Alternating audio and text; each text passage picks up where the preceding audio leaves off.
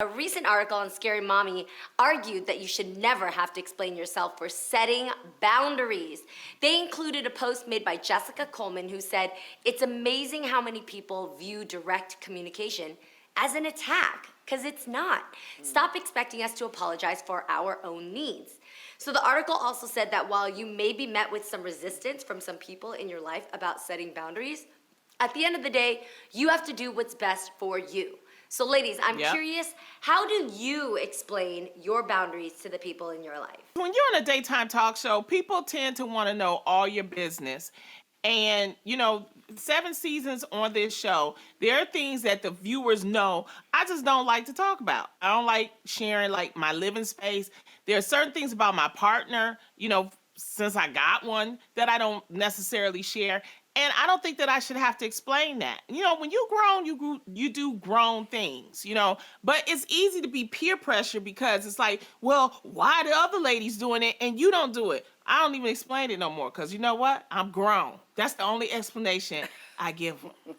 That's my boundary. Yes, you are grown. You know what? I think boundaries, I respect your boundaries. I think boundaries are important not only for the people you're telling your boundaries to, but also for you to keep you in check if there's something that makes you feel uncomfortable. I am right now working on the boundary of people who are fully vaccinated, and they're like, "I'm fully vaccinated, give me a hug." And I'm like, I need to figure out what my boundaries are with that. So that's been the new thing that I'm working on. But because I'm a people pleaser, sometimes I have to remind myself what my boundaries are. Even after the fact, I'll go, God, I wish I hadn't done that. I wish I wouldn't have let that person hug me. So I think it's really important for both parties to work on those boundaries. I'm for it. I'm still working on it. The perfect test on whether or not you should set a boundary is actually setting the boundary with the person you feel that you need the boundaries from. If they get upset, that's a further example to show you that's exactly why you set the boundary in the first place. Because this person just doesn't respect your space, or just respect that not everything needs to be shared. Not everybody needs to be a part of your life and needs to know your details.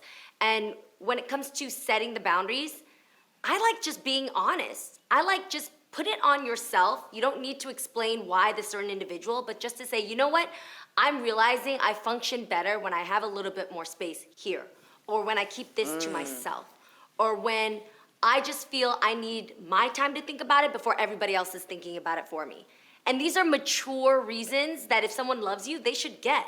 So don't fixate so much on how to say it so that person understands. Say it so that you understand it, and if the person loves you, they'll get it. Well, not only that, setting boundaries is good for your mental health. A lot of people, if you're feeling some type of way, a lot of times it's that you need to take a step back. But also, it's like when you support somebody and you love somebody, you let them, you accept them, and you don't have to get an explanation. One thing I like about Garcelle Beauvais is Garcelle will tell me something and she say, "I'm going to tell you something," and then I want to talk about it. And I'll be like, okay.